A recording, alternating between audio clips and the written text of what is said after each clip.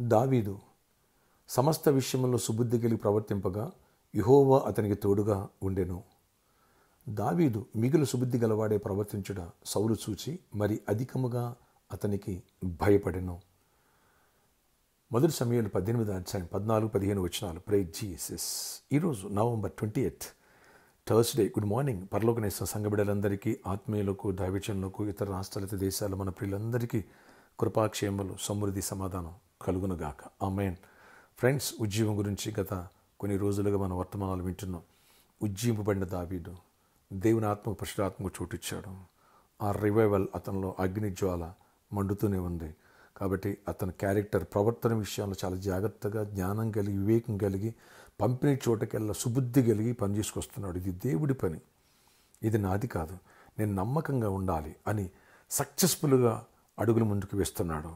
దాంతో అందరూ ఫ్యాన్స్గా మారిపోయారు. ఆ 18వ వచనం చూసినట్లయితే, ఎక్కడికైతే సౌలు పంపించాడో అక్కడికి వెళ్ళి సుబుద్ధి కలిగి ప్రవర్తించడం ద్వారా సౌలు యొక్క యోధులందరూ దావీదుని చూడగానే వావ్, బా, ఎలాంటి జ్ఞానము, ఎలాంటి నిపుణత, ఎలాంటి వివేచన అని ఒక హీరో లెక్క చూస్తున్నారంటండి. అందరి దృష్టికి దావీదు అనుకూలుడుగా మారిపోయాడంట. ఫ్యాన్స్ ఫాలోయింగ్ పెరిగిపోయింది. నెక్స్ట్ ఇక్కడ చూసినట్లయితే దేవుని దృష్టిలో దయ పొందాడు. దేవుడు అతను తోడుగా ఉన్నాడు. ఎందుకంటే సుబుద్ధి కలిగి ప్రవర్తించే వాళ్ళు విశ్వాసాన్ని కాపాడుకుంటారు, పవిత్రతను, పరిశుద్ధతను కాపాడుకుంటారు, విధేయత కలిగి ఉంటారు, ధైర్యంగా ఉంటారు. సౌలు ఒక్కడే శత్రువుగా మారి చంపాలని ప్రయత్నం చేస్తాడు. అసలు ఏమాత్రం దావీదు భయపడాల. శత్రువు గురించి ఒక క్షణం ఆలోచించరు. ఏ రీతిగా వీళ్ళు ముందుకు వెళ్ళిపోవాలి. యేసుప్రభువు వారు ఎలా క్షమించారో, తండ్రి వీరేం చూసినారు, వీరెరుగును వీరిని క్షమించండి అని అదే మనసు దావీదు. లేదా సౌలు 2 సార్లు దొరికి చంపేసేవాడు దావీదు. అలా చేయలేదు. కారణం ఏంటంటే దేవుని ఆత్మ చోటిచ్చాడు. ఉజ్జీవం పడ్డాడు. ఉజ్జీవం పడిన వాళ్ళు ముందు చూపు కలిగి ఉంటారు. ఎంతసేపు వాళ్ళే ఉన్నారు, నా గురించి వీళ్ళే అనుకున్నారు, అట్లా ఆణ తొక్కేయాలి, నొక్కేయాలి అనే మనసు ఉండదు. అది దురాత్మ కలిగిన సౌలుకి దావీదుని తొక్కేయాలి, అని చేయాలి, చంపేయాలనే మనసు ఉంది. కనుక ఉజ్జీవం పడ్డావు బిడ్డ, సౌలు ఆత్మ నీలో ఉండదు, దావీదు ఆత్మ నీలో ఉంటుంది. దావీదు లాంటి మనసు ఉంటుంది. అన్నిట్లో సక్సెస్ అవుతావు, అందరి మనన సంపాదించుకుంటావు. యేసుప్రభువు గురించి రాయబడిన లోకసువార్త 2:52లో ఆయన దేవుని దయందును మనుషుల దయందు వృద్ధిల్లాను. దావీదు కూడా దేవుని దయందు మనుషుల దయందు వృద్ధిల్లాడు. ఒక్క దయ్యం పెట్టిన సౌలు తప్ప. అందరూ అప్రిషియేట్ చేశారు. నీవు నేను ఎప్పుడైతే ఉజ్జీవం పడతామో ఇలాంటి మనసు మనలో ఉంటుంది. అన్నిట్లో సక్సెస్ఫుల్గా అడుగులు వేస్తాం. అనేకులు ఫ్యాన్స్గా మారుతారు. ఎవరిని శత్రువు చేసుకో. శత్రువు కనపడినా దావీదులా క్షమించి వదిలేస్తావు అంతే. యేసుప్రభువు ఎలా క్షమించి వదిలేశారు, ఏసేపు అన్నదమ్ములు ఎలా క్షమించి వదిలేశారో అలా క్షమించి వదిలేస్తావు. వాళ్ళ గురించి క్షణం ఆలోచించు, మనశ్శాంతిని కోల్పోవు. వాళ్ళ గురించి ఆలోచించి పక్కన వాళ్ళని జుట్టు పీకేయు. నువ్వు ఉజ్జీవం పడాలి ఈరోజు. ఈ రీతికి ఉజ్జీవింపబడదువు గాక. అమ్మాయిన్. ఆశ్చర్యకర దావీదుని ఏ రీతికి ఉజ్జీవింపజేసావు, మమ్మల్ని కూడా అలా ఉజ్జీవింపచేయండి. సంఘం మీద, పరిచారకుల మీద, అందరి మీద, విదేశాల్లో ఎవరైతే నేను ఈ ప్రేయర్లోకి వేస్తున్న ప్రతి ఒక్కరిని ఉజ్జీవింప చేయండి.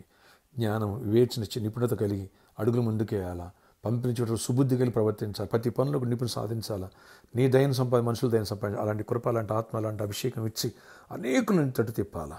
ప్రార్థనాత్మతో నింపండి, పరిశుద్ధాత్మక శక్తితో నింపండి, వాక్యంలో ఎదగాలి, విశ్వాసం బలపడాలా.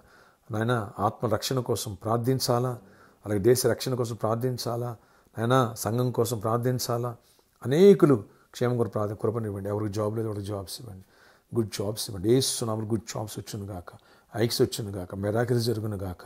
అయ్యా చీకటి తొలగించండి, శత్రువుని క్షమించే మసమాలు ప్రతి ఒక్కరిలో పెట్టండి, సమాధానంతో నింపండి, నీ ప్రేమతో నింపండి. నాయన 4th వర్షిప్కి విషయాలు డోర్స్ ఓపెన్ చేసి మార్గాలు సాధించేది. ఏ ఆటంకాలు, వ్యతిరేకతలు ఎవ్వరు వల్ల రానివద్దు. అక్కడ 4th వర్షం స్టార్ట్ అవ్వాలి. 3 వర్షాలు తోడండి. సంఘానంతా బలపరచండి. చిన్నబిడ్డల్ని, యవనస్తులు, పెద్దల్ని, వృద్ధుల్ని, ప్రతి ఒక్కరి స్టూడెంట్స్ని అందరినీ జ్ఞాపకం, ఎగ్జామ్స్లో అన్నింటిలో తోడండి. గుడ్ రిజల్ట్స్ ఇవ్వండి.